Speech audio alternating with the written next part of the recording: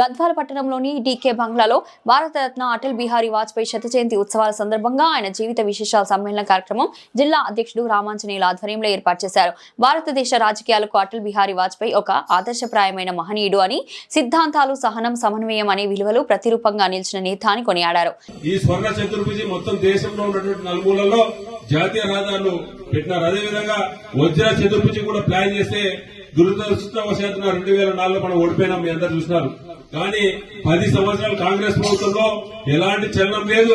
ప్రతిరోజు 7 కిలోమీటర్లు కూడా వేసే పరిస్థితి లేకుంటే ఇప్పుడు నరేంద్ర మోడీ గారు విచ్చేసిన తర్వాత దాదాపు ప్రతిరోజు 32 కిలోమీటర్లు జాతీయ రహదారులు వేస్తున్నటువంటి ఘనత భారతీయ జనతా పార్టీ ప్రధానులకి ఒకసారి మనం అందరం చెప్పాలి.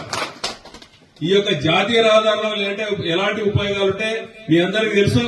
మనం గద్వాల నుంచి హైదరాబాద్ అంటే ఆ రోజు వచ్చే పరిస్థితి లేకుండా, అదేవిధంగా గద్వాల నుంచి హైదరాబాద్ పోయే లోపల దాదాపు 4, 5, 6 యాక్సిడెంట్లు చూస్తుంటుంది. ఈ రోజు ఒకసారి చూస్తే కేవలం 2-3 గంటల్లో పోతున్నాం. ఒక్క యాక్సిడెంట్ కూడా లేదంటే ఆ రోజు ఉన్నటువంటి ప్రధానమంత్రి వాజ్పేయి గారు, ఈ రోజు నరేంద్ర మోడీ గారి పుణ్యాన ఈ రోజు రోడ్లు ఈ విధంగా అవుతున్నాయి. అది మనం ప్రజలకు చెప్పాలి.